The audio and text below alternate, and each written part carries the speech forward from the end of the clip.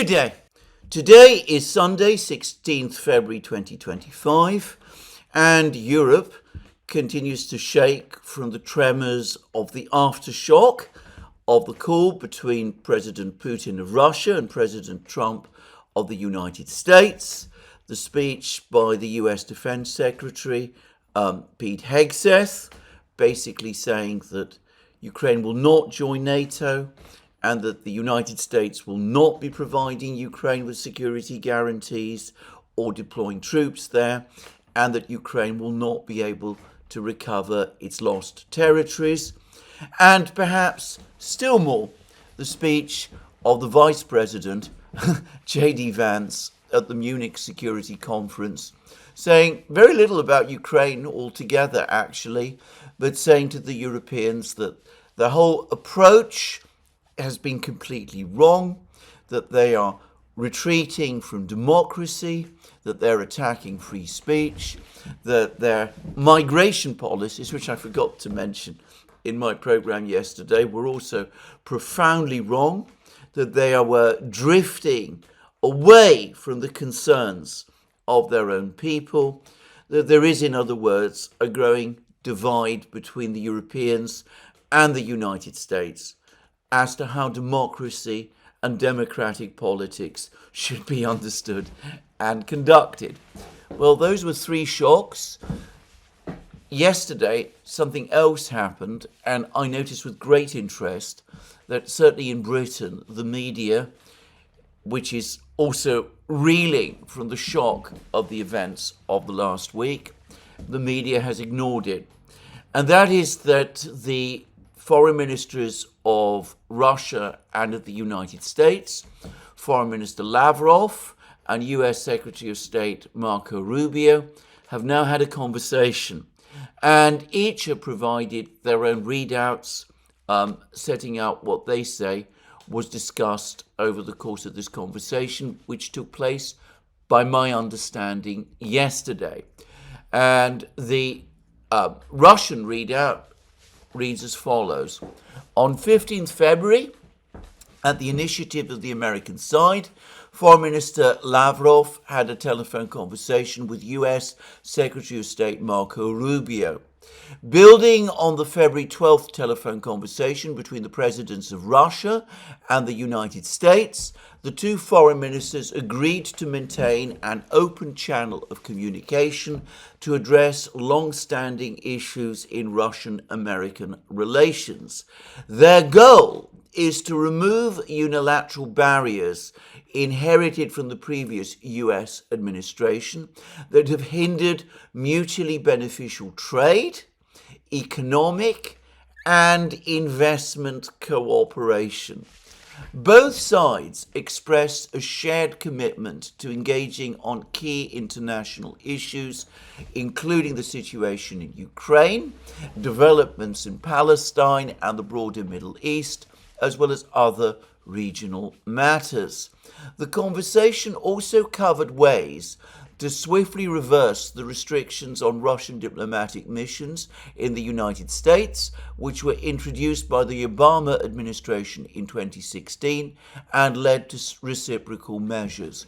It was agreed that expert-level meetings will be organized in the near future to coordinate specific steps towards removing these obstacles to the functioning of diplomatic missions in Russia and the United States. Sergei Lavrov and Marco Rubio reinformed their readiness to restore a respectful and constructive interstate dialogue in line with the approach set by the presidents. They agreed to maintain regular contact, including discussions on preparations for a potential high-level Russian-American summit.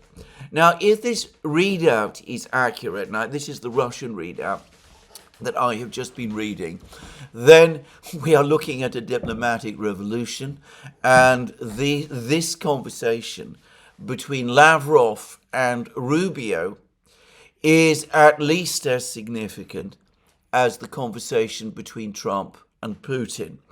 I will explain why shortly, but before I do, I should say that, again, that this is the Russian readout. And as is normally the case, by the way, the American readout is more restrained. At least it doesn't say anywhere near as much, though it does not fundamentally contradict the Russian readout. Now, I will read the American readout first, and then I will return to the Russian readout to explain why it is, if the Russians are telling the truth, why this conversation may be every bit as significant as everything else that we have heard up to now. So let's go to the American readout. And we're told that the readout is attributable to spokesperson Tammy Bruce. Secretary of State Marco Rubio spoke today with Russian Foreign Minister Lavrov as a follow-up to President Donald Trump's conversation with President Vladimir Putin earlier this week. The secretary reaffirmed President Trump's commitment to finding an end to the conflict in Ukraine. In addition, they discussed the opportunity to potentially work together on a number of other bilateral issues. Now, I'm going to say in advance that the most interesting sentence here by far is the last one. They discussed the opportunity to potentially work together on a number of other bilateral issues. I said that the American readout isn't as complete as the Russian one, or at least isn't as long as the Russian one, but they don't contradict each other exactly. If it is correct that Rubio and Lavrov discussed the opportunity to potentially work together on a number of other bilateral issues, then that strongly suggests that the Russian readout, which, as we will see in a moment, goes well beyond the question of Ukraine, that readout is correct. And what we are looking at is the United States steering a course towards full normalization of relations with Russia. In other words, a return to relations with Russia, not as they were before Joe Biden became president, but arguably as they were before Barack Obama's second term. 12 years of very tense relations about to be, erased. The Americans going back to a situation which we haven't really seen in bilateral relations between Russia and the United States since President Obama's re-election. The serious start of tension with the Ukrainian crisis, the commencement of the Ukrainian crisis in 2014, and the further actions taken by President Obama in his last weeks after Donald Trump's victory in the 2016 election, actions that Obama did in the early stages of the Russiagate controversy. Anyway, let's go back now to the Russian readout, and we'll see exactly what it is that the Russians say that the Americans and they have agreed to. Now, the first thing to say is that both the State Department and the Russian Foreign Ministry are telling us that this conversation is a follow-up to the conversation between Putin and Trump. I pointed out when I discussed the Russian readout of the conversation between Putin and Trump that the Russians were very careful not to say that it was the United States that initiated the call, though all the indications are that it was. In relation to the Rubio-Lavrov call, the Russians, however, are saying that the initiative came from the American side, and they're doing it in order to reinforce the point that it is the United States which is seeking normalization of relations with Russia. So the first thing to say is that the Russian readout actually says very, very little about Ukraine. It gives the impression that Ukraine was only one of the issues discussed.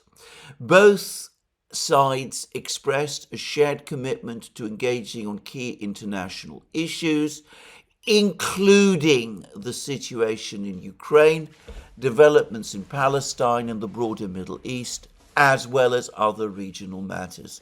Ukraine, according to the Russian readout, has been delegated, has been demoted to just one issue of several, one of several regional issues between the Americans and the Russians need to talk about with each other as they pursue a normalization of their relations.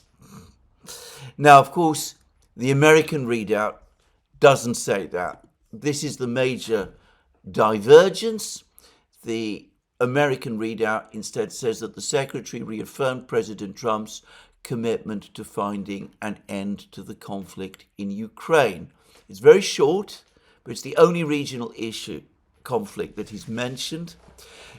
It doesn't say that this was the most important topic discussed or the one that took up the most time, but it sort of appears to be intended to give that impression. Let's go back to the Russian readout.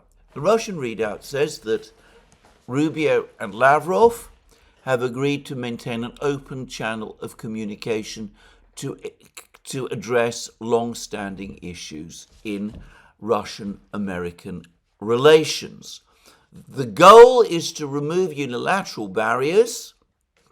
Unilateral means American-imposed barriers inherited from the previous US administration that have hindered mutually beneficial trade, economic, and investment cooperation. So that is the clearest possible hint that the two foreign ministers, Lavrov and Rubio, have discussed not just normalization, but the complete lifting of sanctions. That the United States intends or wants to lift sanctions so that the two countries, the United States and Russia, can once again begin mutually beneficial trade, economic and investment cooperation. The United States, American companies returning to Russia, investing in Russia again. Back in 2014, when the first sanctions against Russia were announced by Barack Obama, Exxon, the giant US oil company, had to give up a huge project that they had negotiated and agreed with the Russians to develop oil deposits in the Arctic. Well, perhaps that plan is going to be revived or perhaps not.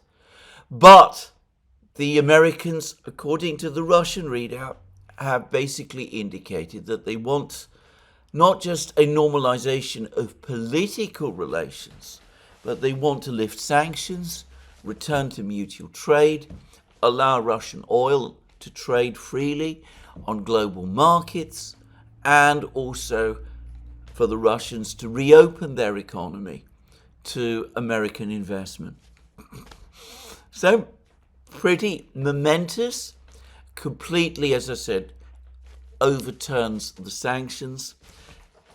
If such an agreement by the Americans and the Russians is reached, then the European Union and Britain and Japan and all of those other countries that went ahead and imposed sanctions against Russia will, of course, be left hanging out to dry.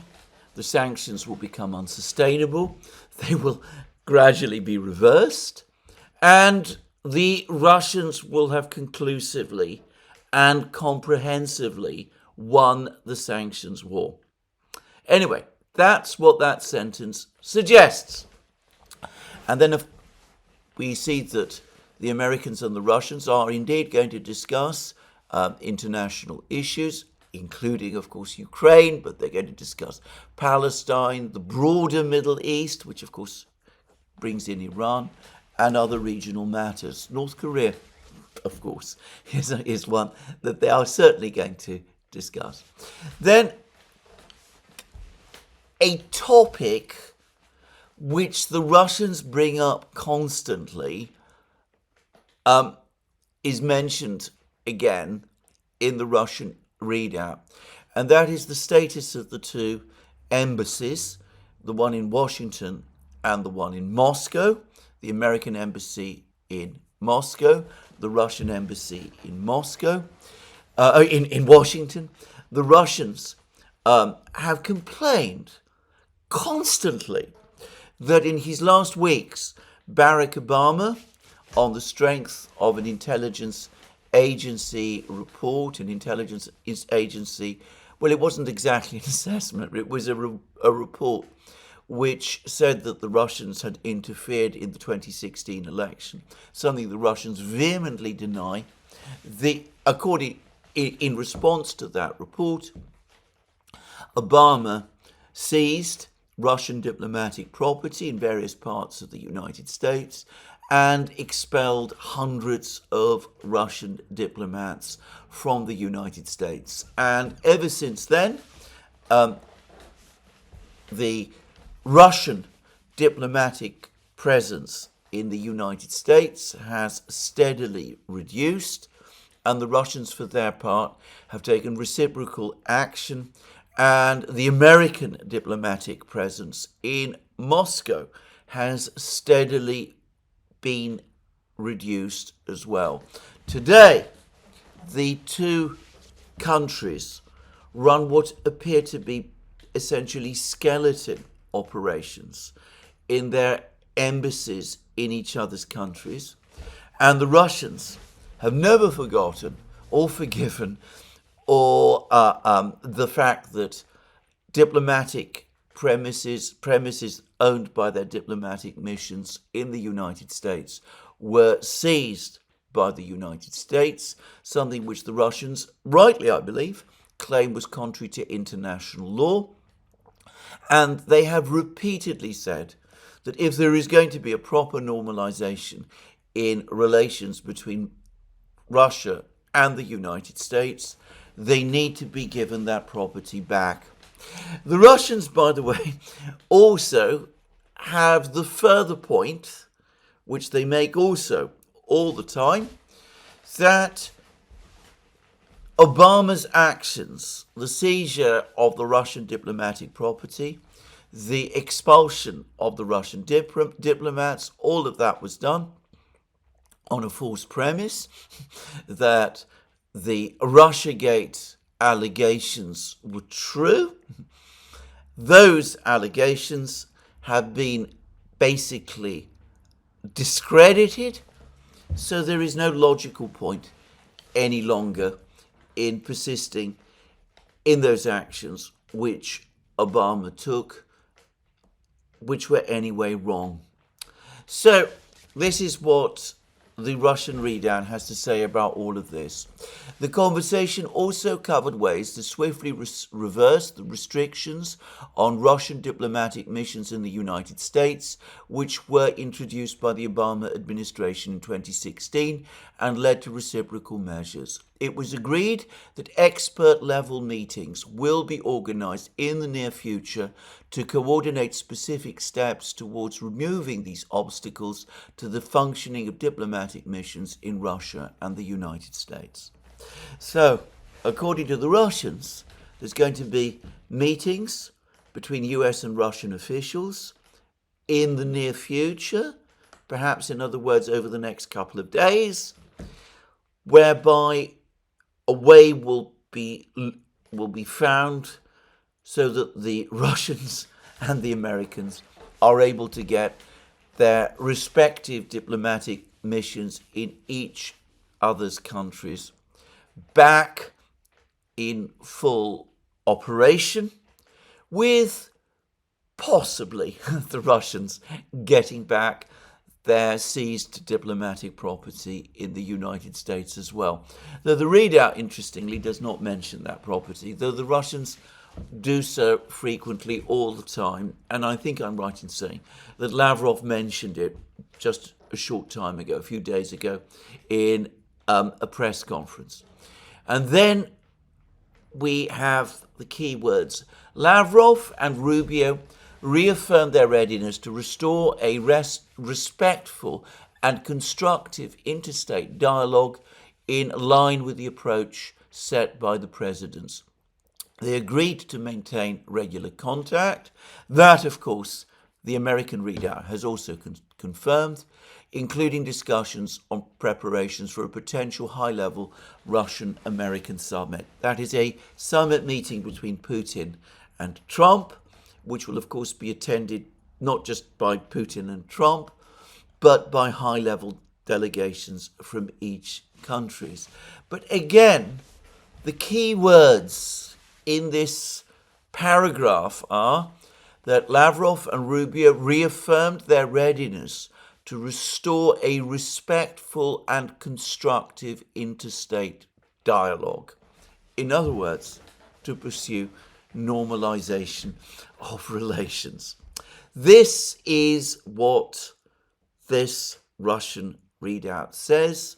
And as I said, the American readout doesn't go this far, but then American readouts are always very short. But neither does it contradict, neither does the American readout contradict the Russian one. And we've had no statements that I'm aware of since the publication of the Russian readout, which, by the way, took place just hours after the call took place. I've seen no statements from the American side that the Russian readout goes too far or that in its substance it is wrong. So, the Europeans, who are already fuming and angry and very upset about all that is happening, must now prepare themselves for moves by the Americans and the Russians to normalize relations completely, to restore what the Russians call a respectful and constructive dialogue, for Putin and Trump to move towards a summit meeting, and for the Americans to lift sanctions on Russia entirely, to return to normal commercial and trading relations whereby American businesses and companies return to Russia to do business there. I would add very quickly that not only if the sanctions are lifted in that way, not only will the Europeans, the Japanese, the South Koreans and all of the others be left hanging out to dry and be forced to lift sanctions themselves, but after such a complete victory by the Russians in the sanctions war, it is all but impossible to imagine sanctions comparable to the ones we have just seen being imposed on Russia ever again. Any Western government that does so, let's assume the Democrats one day regain power in Washington and they decide that they want to impose sanctions on Russia all over again. Any governments in, say, Tokyo or Seoul, which have suffered significant economic losses as a result of the imposition of sanctions, governments in Berlin are going to know that the Americans have a habit of taking you up the hill on sanctions and then down again. When it suits the Americans to impose sanctions, they impose them and they ask you to impose them. But when it no longer suits them to have the sanctions, well, without consulting you, they're perfectly capable of simply scrapping the sanctions and going back to the situation that existed before the sanctions were in place. And they're prepared to do that without talking to you or consulting you or informing you in advance. Because here we have Rubio apparently telling Lavrov that the United States wants to remove unilateral barriers inherited from the previous administration that have hindered mutually beneficial trade, economic and investment cooperation. But it seems that the Europeans, the EU, which has just imposed more sanctions on the Russians, the EU has not been told this. The Russians and the Americans are busy talking to each other about lifting sanctions, and the Europeans, the British, Keir Starmer, Ursula von der Leyen, Olaf Scholz, Friedrich Merz, Annalena Baerbock, Emmanuel Macron, all of these frightful people, they've been kept out of the loop. They don't even know about it. So, given that that is so, given the enormous economic damage to the European economy that the economic war on Russia has caused, what prospect is there, if the sanctions are now lifted in this way, that any government within even a grain of sense is going to want to go down there again if the Americans now call the existing economic war off? The whole sanctions weapon will be completely discredited, at least as far as putting economic pressure on Russia is concerned. Just say. Now, I ought to say, by the way, that Marco Rubio made some comments a few days ago which perhaps ought to have forewarned us that the Trump administration is heading in this direction. Because he said that with the changes in the global trade system, with the development of digital currencies, with all of those things, with the various things that are happening with the BRICS, in 5 years' time, sanctions will be completely ineffective anyway. It won't be possible to impose sanctions in the same way as has happened up to now anymore. So this is, again, this action by the Trump people is not them suddenly being converted to love of Russia or changing their perspective about the role of the United States in the world or anything of that kind. It is again a simple recognition of reality that the sanctions against Russia were not successful, that they will not be successful if they are kept in place, that in a couple of years' time, sanctions, the effect of sanctions, is likely to erode, especially if the United States persists on its present course. Perhaps sanctions against smaller countries, Cuba, Venezuela, Iran, say, might still have some effect. But on an economic giant like Russia, they are not going to succeed. And again, it's not sentiment, it's not anything else but a recognition of reality. Just as American diplomatic moves to try to end the conflict in Ukraine or to extricate the United States from the conflict in Ukraine are a recognition of the logistical constraints that I discussed yesterday, and a recognition that the Russians are winning the war on the battlefronts.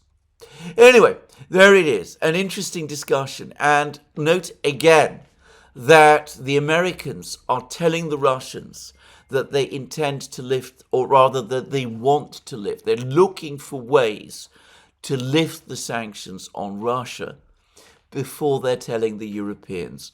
Their European allies, whose heads are already exploding after hearing what Hegseth and Vance had to say, and after Trump's telephone call with Putin, well, their heads would explode all over again if Rubio were to come to Munich and were to say to them what he has apparently just said to Lavrov, that the United States is looking for some way to lift sanctions on Russia.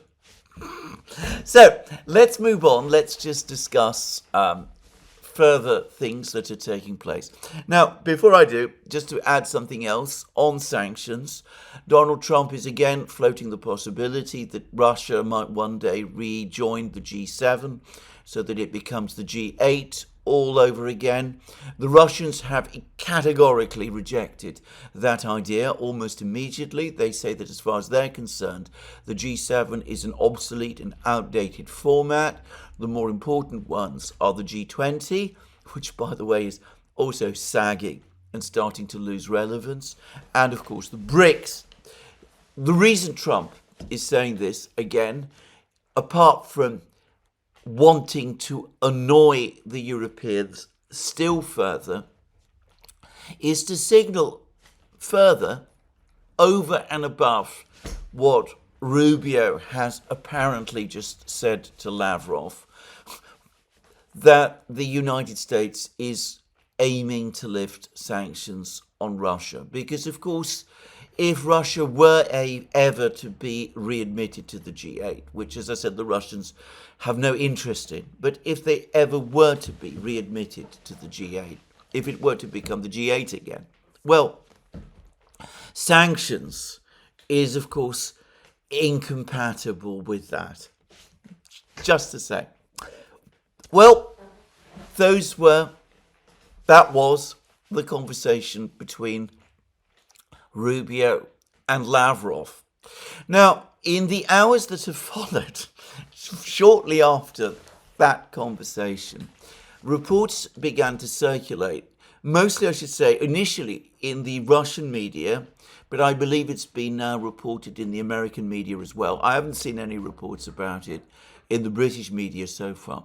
But anyway, reports have started to circulate that an American delegation, which will include Stephen Witkoff, is heading to Saudi Arabia, and that it will be engaging the Russians there in preliminary contacts and discussions about Ukraine and perhaps about other matters as well. The various other matters that Lavrov and Rubio, according to the Russians, discussed with each other. Now, we have no word so far about any Russian delegation heading to Saudi Arabia, to Riyadh to be precise, or who would be on that Russian delegation. Probably by the time this video is published, we will have more news or information about that. But it does look as if initial contacts between the Americans and the Russians are about to begin, formal contacts, actual diplomacy between the Americans and the Russians is about to begin. And as we see from the Russian readout, the objective does not seem to be just ending the conflict in Ukraine. It is normalization of relations. That is the ultimate objective. It was, by the way, confirmed, it was already signaled that this would be the objective in the various readouts from the Russian and American readouts of the Putin-Trump call. But the Lavrov-Rubio conversation, or at least the Russian readout of that conversation, makes this point even more clearly. The Americans and the Russians are going to meet. Obviously, they're going to discuss Ukraine with each other in Saudi Arabia. They're going to try to chart a route forward, but they're going to discuss other things too, and they're looking to move towards an improvement, a stabilization, and ultimately a normalization in their relations. And the Europeans and the Ukrainians are not invited. They will not be participating in these discussions in Saudi Arabia, which are going to take place over the next couple of days. And we have confirmation of all of this from a most interesting source, who is, of course, Keith Kellogg. Now, we're told that there's been a long article all about this in the Financial Times. The Financial Times starts that article by telling us that the Americans have sent a questionnaire to the Europeans asking about what kind of economic and military support they can continue to provide to Ukraine and what troops they could send to Ukraine in terms of a peacekeeping force.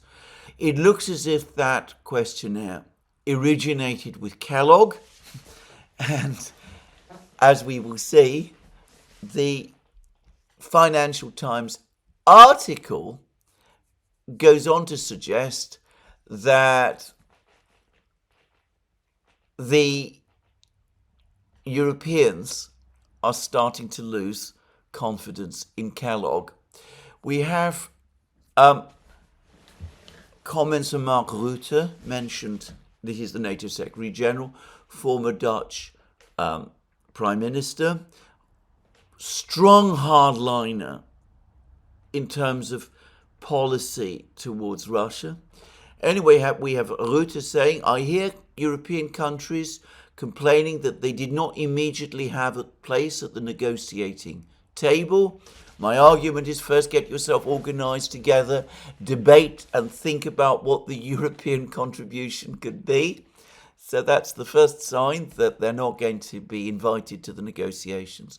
Zelenskyy, by the way, tried to float a claim for a while, which was reported, that the Ukrainians would be invited to come to Saudi Arabia to participate in the Russian-American talks there.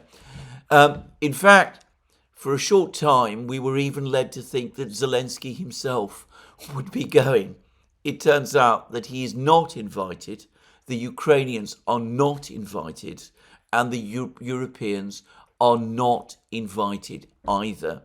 And it is Kellogg who has told us all of this. And the Financial Times goes on to say, Kellogg was not listed by the president this week as part of the four-man US team who will hold talks with Moscow, leading officials in Europe and Ukraine to wonder how involved he is in Trump's peace efforts. US officials said Kellogg and others were providing options to Trump, who is the ultimate decision maker. Kellogg said on Saturday at the Munich Security Conference that the discussions were a two-track process. The US Middle East envoy, Stephen Witkoff, has the Russian lane. I have the European and Ukrainian lane. Asked whether Kellogg's influence was waning, a US official said his schedule speaks for itself. Not only is he a part of the team, as the White House spokesman said, his diplomacy in Munich, in Brussels early next week, and the upcoming critical trip to Kiev, as noted by Zelenskyy personally yesterday, speaks for itself in terms of his leading role in this working under the president. And then we go on to read that Kellogg said, this is all from the Financial Times, this is on Saturday, yesterday in other words, that he did not think Europeans would be at the table during the peace negotiations, but that he was talking to European capitals to ensure their views were taken into account. One senior Western official said Kellogg's focus on what Western countries could do to guarantee Ukraine's security, rather than what financial concessions it could extract from Kiev in exchange, meant Russia had little interest in dealing with him.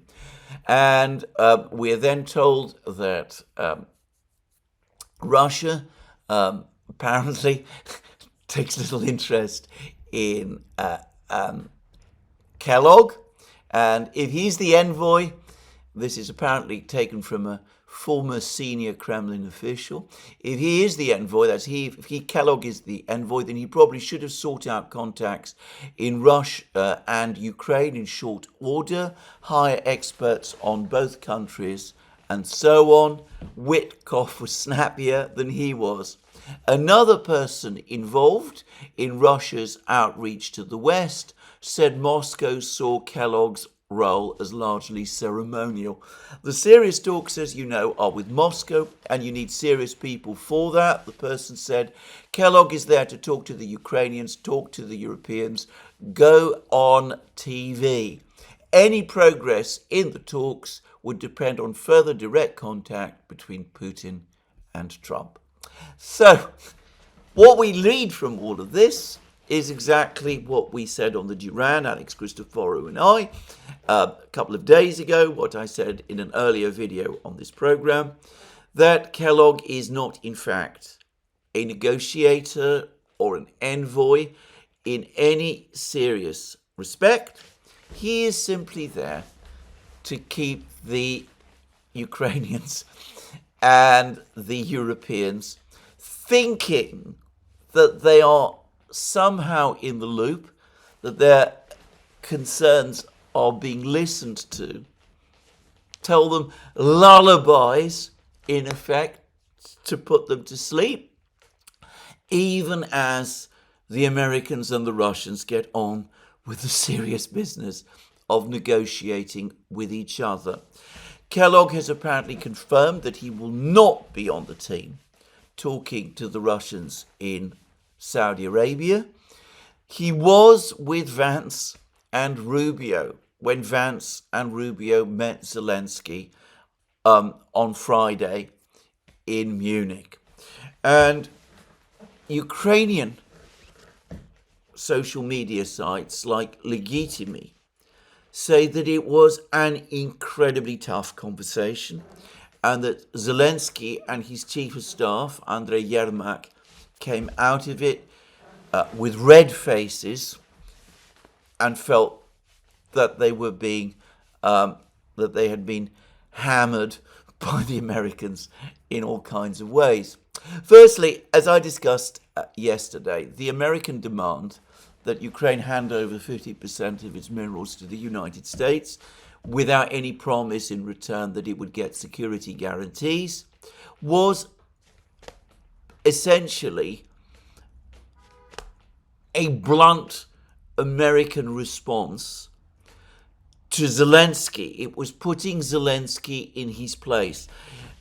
It has been consistently overlooked that this whole idea of the United States continuing to back Ukraine in return for access to its mineral rights was first floated by Zelenskyy himself.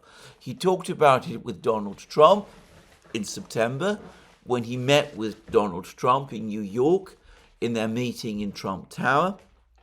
He's obviously already also talked about it, probably at that time, with Lindsey Graham, Senator Lindsey Graham, who, by the way, continues to be an outspoken fan of Zelensky's. He's continuing to say all sorts of rhapsodic things about Zelenskyy, which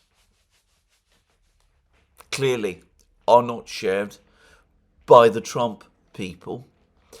Zelenskyy then went public after his trip to America. He brought this all up in a speech that he gave to the Rada.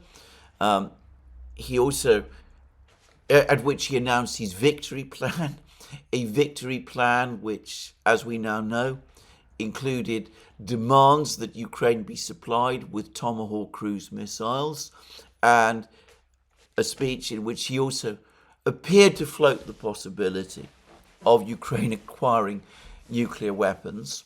Well, actually, it wasn't at the speech, it was in subsequent conversations. But anyway, it was Zelenskyy who came up with this idea of Ukraine trading its mineral wealth in return for military assistance and support and a de facto alliance with the United States. And what the Americans have said, and it is pretty brutal, is yes, we should have 50% of your mineral wealth. After all, we've given you all of this support up to now, and we've had absolutely nothing back in return. Certainly we want your mineral wealth, but you're not going to get an alliance or any further pledges for military support in return. We see it as payment for help previously given, not for further help that we might provide in the future. So as I say, it was a pretty brutal shakedown of Zelenskyy already, and that he, of course, refused to sign the agreement, the deal that the Americans presented to him in the circumstances is unsurprising. He would have been giving away half of Ukraine's mineral wealth, as the Ukrainians would say, for nothing. And the Americans must have known that he was most unlikely to sign it in that kind of context. As I said, it was a case of the Americans putting Zelenskyy in his place. But we have since learned, as I said, from Ukrainian social media, from sites like Legitimy, that the Americans said an awful lot more.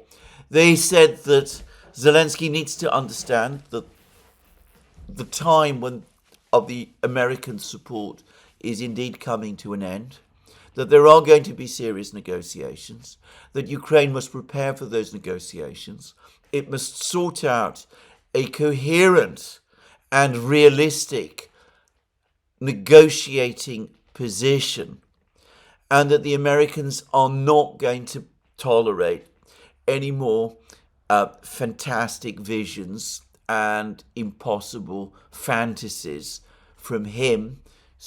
Tomahawk cruise missiles, 250,000 peacekeeping forces, guarantees, unlimited guarantees from the United States. They're not going to accept anything like that from him in future, or even if the previous administration had listened and had appeared to go along with some of that.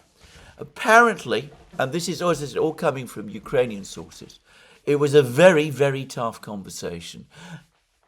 Not perhaps exactly a shakedown, but coming in that direction.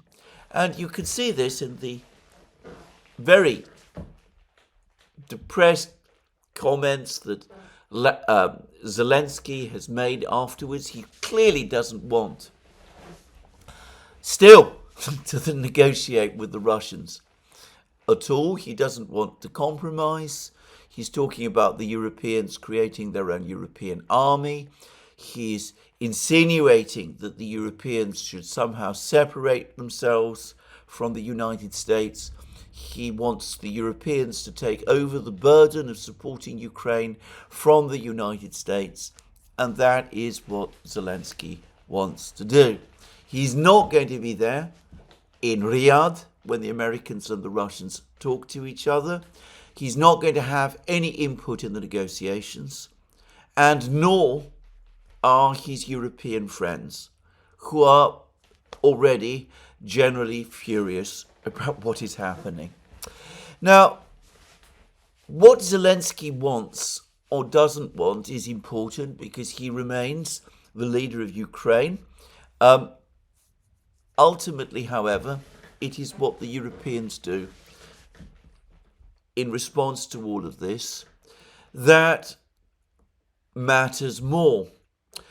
Just to say, on the subject of Zelenskyy, he is recently taken to arguing that he must be involved and participate in the negotiations because even though he's not prepared to rescind his 2nd October 2022 decree prohibiting Ukrainian officials from speaking with Putin,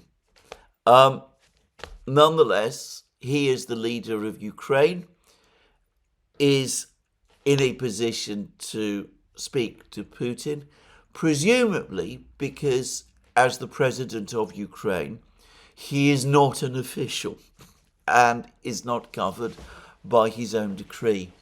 Now, I had an email about this from someone who's pointed out this peculiarity in the language of the decree, and who also suggests that there might be a case for saying that a country's leader is not technically an official.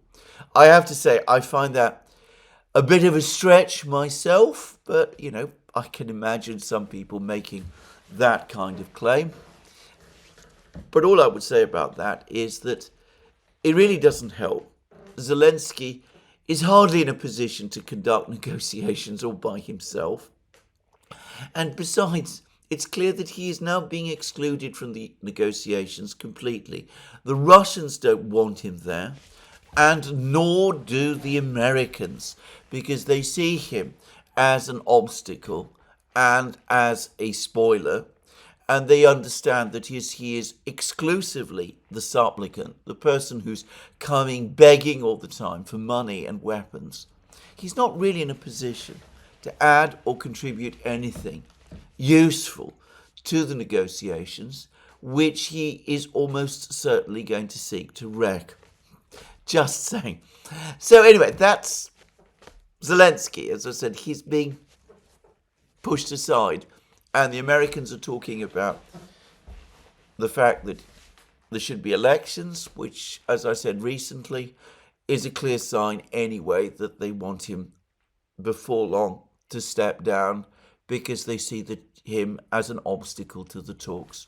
Anyway, what about the Europeans? Well, they are in a panic and a rage. And it is important to say that when people are angry in the way that the Europeans are, it is an infallible sign that they are also frightened. Anybody who is familiar with anger will know that anger is often the outward expression of fear, and it emphatically is in this case. The Europeans are frightened because the question of Europe, of peace in Europe, is being decided without them. They have seen their weakness exposed. They have also seen the bankruptcy of their diplomacy exposed. But above all, they are terrified that the Americans and the Russians are indeed going to come to a long-term understanding which will enable the Americans to leave. And that is the fear that haunts Europe. Now, some continue to be in denial about this. Today, I was reading in The Guardian and the Daily Telegraph that the British have been telling everybody in Europe that they think they could be a bridge between the Trump administration and Europe, that they might even be able to persuade Trump to change his mind about Ukraine's NATO membership, that he might come round eventually to accepting that Ukraine should be in NATO after all. Again, this is so far-fetched as to be completely absurd. All the indications are that the Americans don't take the British seriously, that Donald Trump doesn't particularly like Keir Starmer, that Elon Musk, who is of course a central figure in the Trump team, has made it absolutely abundantly and publicly clear that he does not like Keir Starmer, and in fact wants to see him out of Downing Street and no longer Prime Minister. And yet here we see the British still fantasising that they can act as some kind of a bridge. As I said, it leaves me speechless, but there it is. But there are others in Europe who are busy, and apparently Emmanuel Macron, the Napoleon of Europe, the great genius of diplomacy, the master of European strategy, he is now coming up with a plan for another summit meeting at which all of the leaders of Europe, including, by the way, Starmer, will come together and will chart a course, a strategy to deal with Ukraine, to come up with a strategy for Ukraine, and to respond in some way to the actions of the Trump administration. What relevance does any of this have in reality? What can the Europeans actually do? Now, here I'm going to make a point. Vance made a very powerful speech on Friday. I can understand why the Europeans are furious about it. He talked about the restrictions in Europe on free speech, about the errors of migration policy. He talked about the cancellation of the elections in Romania and how outrageous that was. He spoke about the democratic backsliding that is taking place in Europe, and he absolutely infuriated the Europeans by talking about how all of this had some of the hallmarks of the old Soviet Union about it. And the Europeans are furious about all of this, even though, as I discussed in my program yesterday, the Europeans have never actually addressed in detail any of Vance's criticisms. They've never explained why cancellation of the Romanian election was the right thing to do. They've not provided a coherent defence of their free speech restrictions. They've never explained or responded to any of that. It's not just the Americans who are saying these things. It's been claimed, for example, that the Americans have recently started taking up Russian talking points. I've been reading various articles which have angrily said that the American demand for elections in Ukraine is America accepting a Russian talking point, that it's Putin who's brought up the issue of elections in Ukraine and who has been demanding fresh elections in Ukraine, and the Trump people are just parroting what the Russians have been saying about this. This isn't even true, by the way. Putin has not said that Ukraine should hold elections.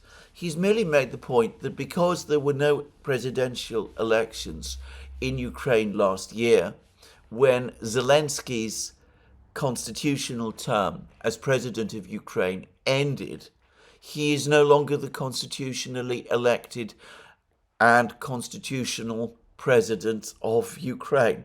You may agree with that, or you may not. You may think that elections in Ukraine are the way to solve that problem or not. But Putin has not said that he wants Ukraine to hold elections. He has at one point said that elections, fresh elections in Ukraine might be the way to solve the problem. But he has only raised this issue in connection with who would sign the final peace agreement, if such an agreement were ever negotiated. And he said that because of the question mark over his constitutional position, for the moment that cannot be Zelenskyy, and that the only person who has the constitutional authority in Ukraine today to sign an agreement is the Speaker of the Ukrainian Parliament. That's what Putin has said.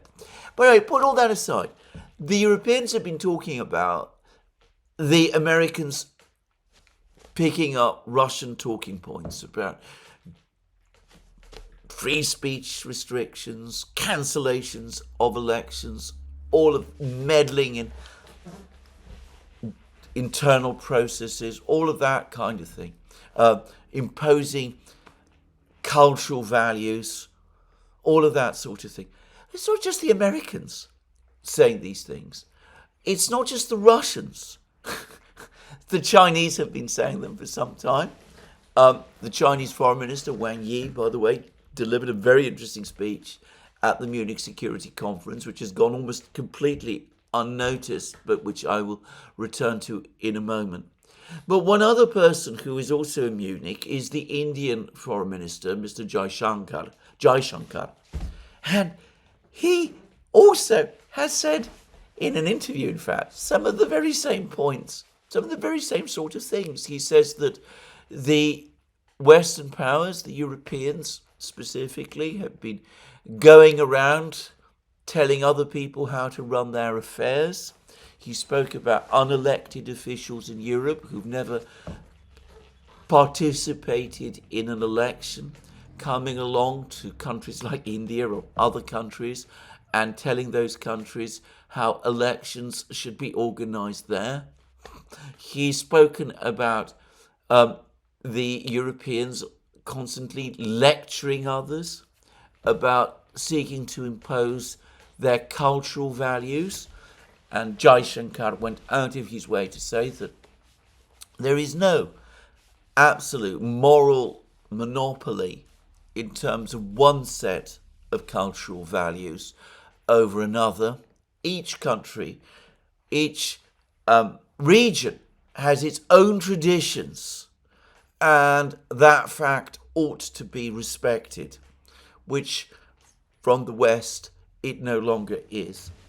And Jaishankar also made the point that if Indian embassies meddled in the internal affairs of other countries in the way that Western embassies routinely did, well, the West would not like it and would be saying something about it.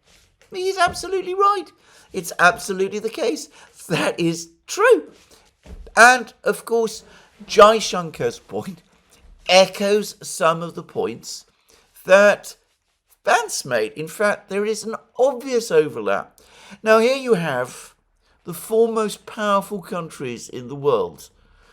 The United States, under its present administration, Russia, obviously, China as well, and India, all making similar criticisms of the way the West has behaved and the way the EU and the Europeans continue to behave.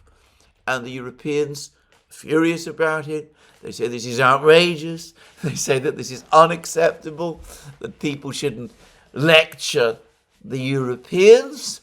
Presumably it is the right of the Europeans, the exclusive right of the Europeans to lecture others.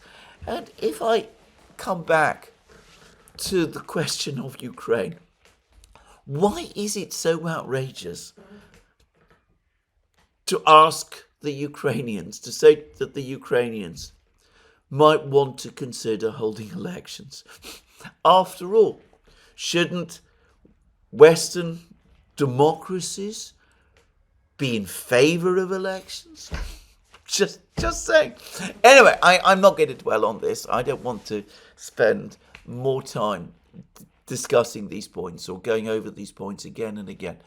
But anyway, the Europeans, furious, angry, frightened, meeting together, the British talking ludicrously about acting as a bridge between the Europeans and the Americans, at least between the Europeans and Donald Trump and his people, and trying to get the Americans to change course, trying to get Donald Trump to change his mind.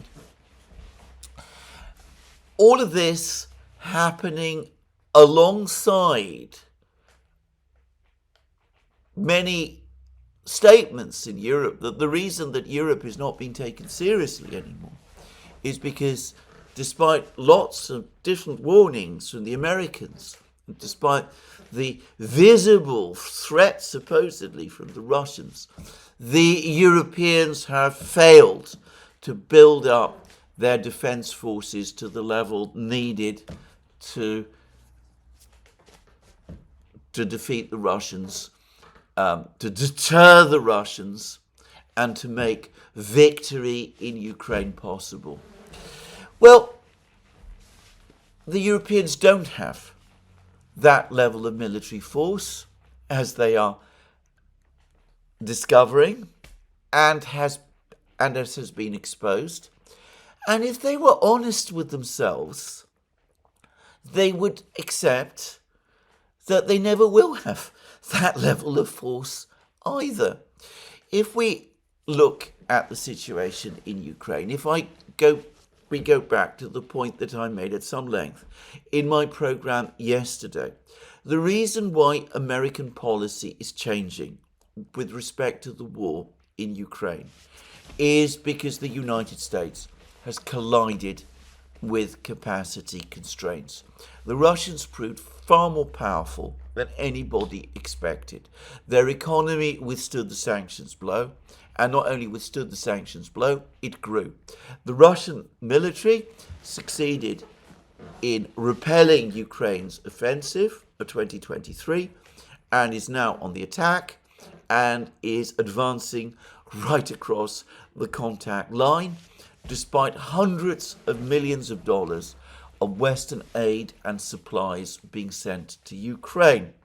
Ukraine is being pulverized, and the Americans can see that the war, if it continues, is going to be lost.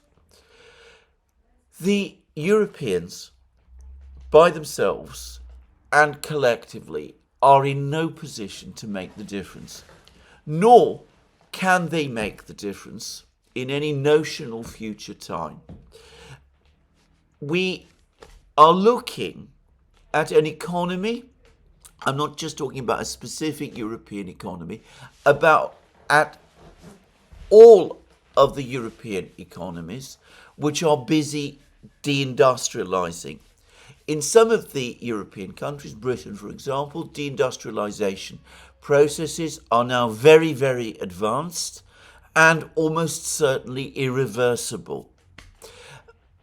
Without a strong industrial base, it is impossible to build weapons and munitions in anything like the level that would be needed to deter the Russians, let alone the Chinese, or impress the Americans.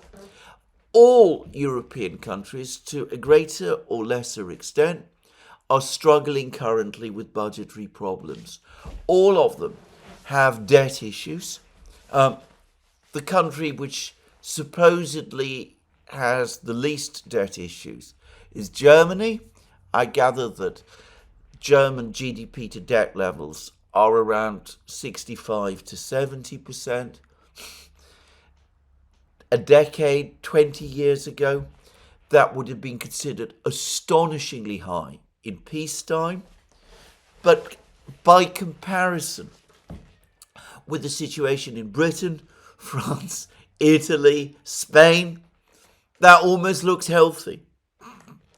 Where is the funding going to come from to rebuild a military industrial base, a process that would take 10 or 20 years to fund the continued operation of that base, to train the workers, to train the scientists, to do all of the things necessary to create this military industrial complex in Europe that could withstand the Russians. If we're talking about Britain, and there's talk today in Britain about increasing defence spending there, the Chancellor here recently published a budget which increased taxes and increased borrowing. It's said that she's running out of fiscal space and that she's almost at the very edge now of her budget limits. So what is she going to do? What is the British government going to do if they're going to increase defence spending? Are they going to borrow more, going beyond their fiscal rules? They say they won't, but are they going to do that? Are they going to tax more? Are they going to cut spending in other areas? In which case, in which areas? Are they going to cut pensions? Are they going to, or since we're talking about Britain, are they going to end what we call in Britain the pensions triple lock, infuriating pensioners? Are they going to reform the National Health Service, placing it perhaps on an insurance basis, something which would create a massive crisis within the Labour Party? Are they going to cut down on social housing? Are they going to cut down on other benefits? What exactly is it that they propose to do? Well, they could perhaps find some scraps and bits and bobs of money to spend a bit more on defence. Nobody seriously believes that that would make a difference in the short, or the medium, or the long term. And European societies, the people of Europe, would not support such moves. We've had 3 years of war psychosis in Europe, and instead of people in Europe becoming more frightened of a Russian invasion, they have become more exhausted and cynical and weary of all of that. How are we going to increase defense spending when the Americans and the Russians, on the contrary, are taking steps towards achieving some kind of détente? In other words, are going to try to work to reduce tensions rather than increase them. Why would people in Europe, in the context of an improving relationship between the American and Russian superpowers, support cuts in social services, still further increases in borrowing, which would translate into higher interest rates for themselves, more taxes at a time when, because of the general relaxation of tensions, fear of Russia is likely to fall? Just saying. There is complete lack of reality about all of this in Europe. Now, we still get this. We still get some very bizarre articles. To give an example, Dr. Jack Watling of the Royal United Services Institute has written, I thought, completely bizarre piece in The Guardian. I find it surprising because I found Dr. Watling on occasion to be a rather sensible person.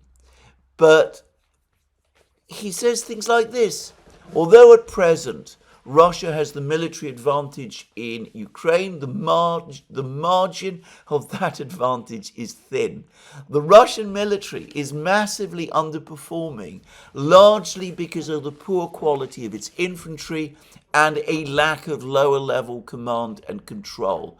While Russia is regularly breaching the Ukrainian defense lines, it is failing to exploit those breaches. So all that is needed is to provided extra training to Ukraine, reorganize things a bit in Ukraine, give Ukraine a few more weapons and a few more, a bit more support. And, well, everything in that case might change.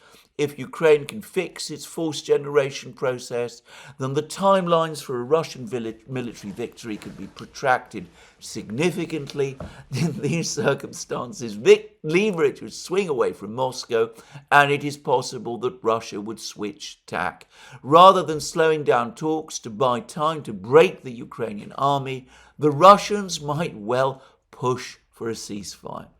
This is fantasy.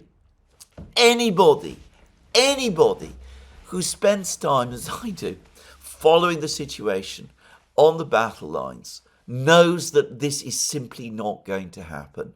Anybody who knows the economic and financial and budgetary realities in Europe knows that the creation of a great European army, that's the one Zelenskyy is talking about, or some new military industrial complex in Europe to rival that of the United States, that isn't going to happen either. Anybody who is aware of the general sentiments of the European people, the very thing that J.D. Vance said the European leadership has completely lost sight of. Anybody who follows that will also know that there is no appetite, no mass political support for an endless confrontation with Russia. It's exasperating that there is still so much lack of understanding of what is happening.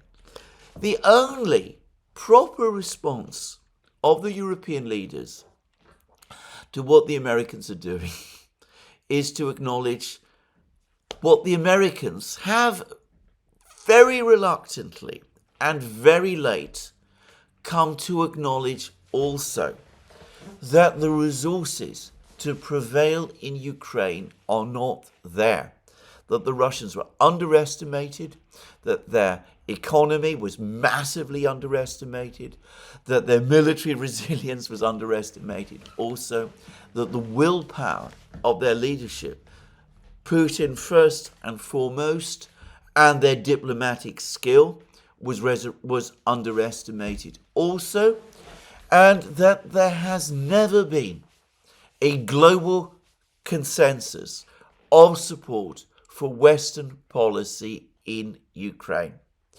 And if the Europeans were to reach that understanding and would take a serious look at themselves, they would understand also that they have no realistic option other than to do what the Americans are doing, which is to come to terms with the Russians and to try to negotiate a satisfactory and sustainable peace. Obviously, it would not be the peace that ideally European leaders would have wanted. But as I have discussed in my previous program, and as I discussed also in the program that Professor Mearsheimer, Glenn Deason, and myself recently did, which you can now see on the Duran, the party that loses the war is not the party that can expect a favourable peace. Obviously not. That ought to be obvious.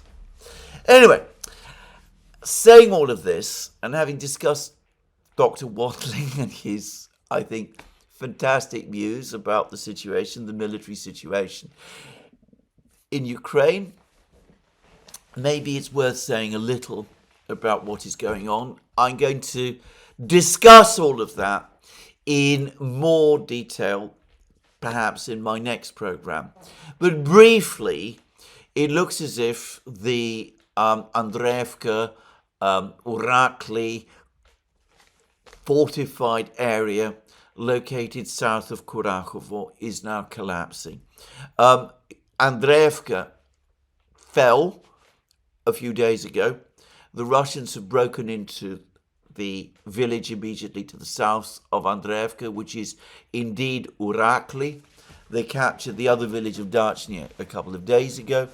There are now lots of reports, though the details of this are contested, that the Russians have broken into and have captured and are fighting for another one of these fortified villages, which is Constantinople.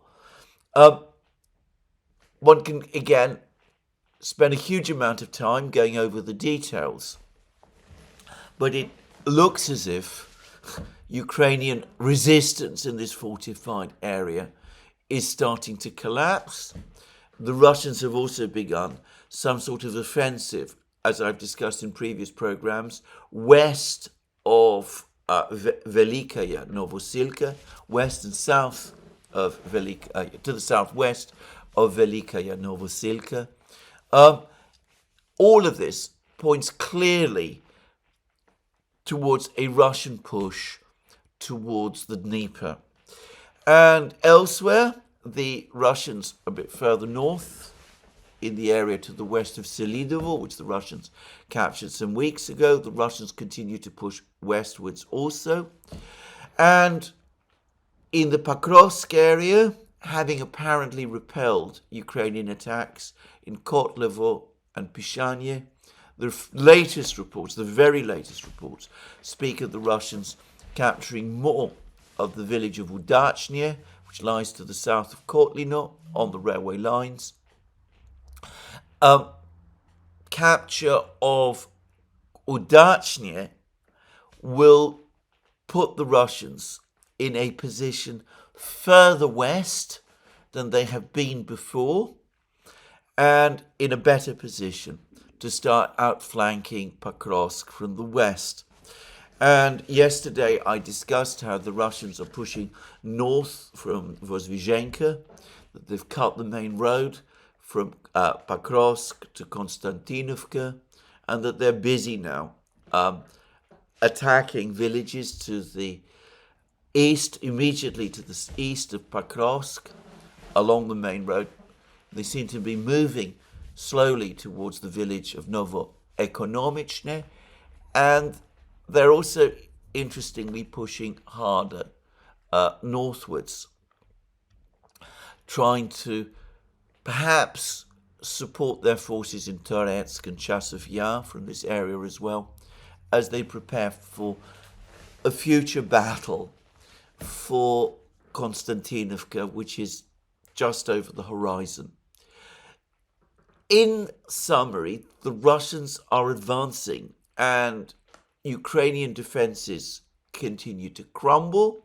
And as I said in recent programs, villages which would once have been defended by the Ukrainians for over periods of weeks, the Russians are now able to capture in days. Before long, Russian advances are going to become faster still, and they're going to go on getting faster until the Russians reach the Dnieper. And of course, if the war is still ongoing, which it may very well be, by the way, I want to stress once again that negotiations between the Americans and the Russians are about to begin. But there is no guarantee that these negotiations are going to lead to a resolution of the conflict in Ukraine.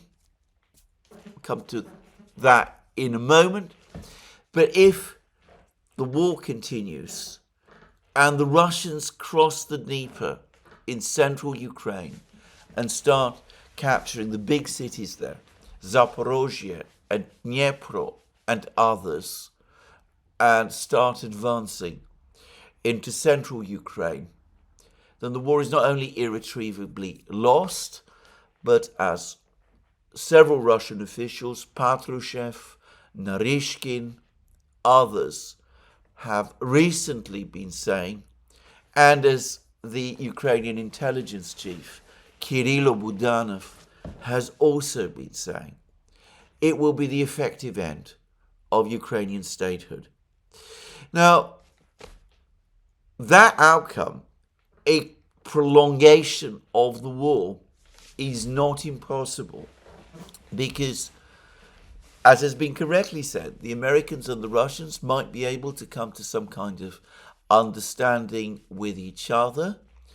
But if the Ukrainians reject it, if Zelenskyy remains in control and digs in, and if the Europeans give him more promises of further assistance, which persuades him to dig in, well, if the Ukrainians reject whatever Russian-American proposals for peace there might be, then of course the war will continue and the Russians will continue their advance, and we could get to a situation, maybe in the summer or the autumn, when the Russians do actually cross the Dnieper in exactly the way that I said. And then what the Europeans will do, and it will be entirely up to the Europeans, because I cannot imagine now the Americans becoming involved. What the Europeans will do in that situation is difficult to say. They don't have the forces to hold the Russians back, as they very well know. They don't have the means to change the outcome of the battle on the battlefront, as they know as well. I don't know what they do in that case. And of course, by that time, there may have been political developments in European countries, in Germany, where there's elections very soon, in France perhaps, in Romania, which could change the political perspectives of at least some countries in Europe, making them more reluctant to take on the Russians than they currently are. Well, as to that, we will of course have to wait and see. But as I said, if the Europeans had a grain of sense, which of course many of them don't, rather than fume and fret and gnash their teeth and say that the Americans are betraying Europe and betraying Ukraine, if they really wanted to keep NATO together and preserve the Western alliance and hold together the collective West, well, what they would be doing is following the advice of people like the Chinese Foreign Minister Wang Yi, who, as I said, has given a most interesting speech at the Munich Security Conference. And they would be trying themselves to achieve a negotiated solution and a peace with Russia in Ukraine.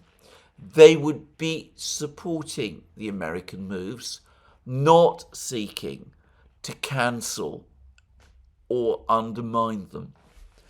The most astute of all European leaders, Bismarck, after all, once said that the secret of politics was a good treaty with Russia. Anyway, this is where I finish today's program. Be more from me soon. I'm going to say more tomorrow, I suspect, about China's steps, the things that the Chinese are doing, because it's going to be very interesting, because of course the Chinese are an important part of this puzzle, but that's for tomorrow. This is where I finish today's program. More from me soon. Let me remind you again, you can find all our programs on our various platforms, Locals, Rumble and X. You can support our work via Patreon and Subscribestar. Remember, links are under this video. Please remember to tick the like button and to check your subscription to this channel if you've liked this video. And more from me soon, and have a very good day.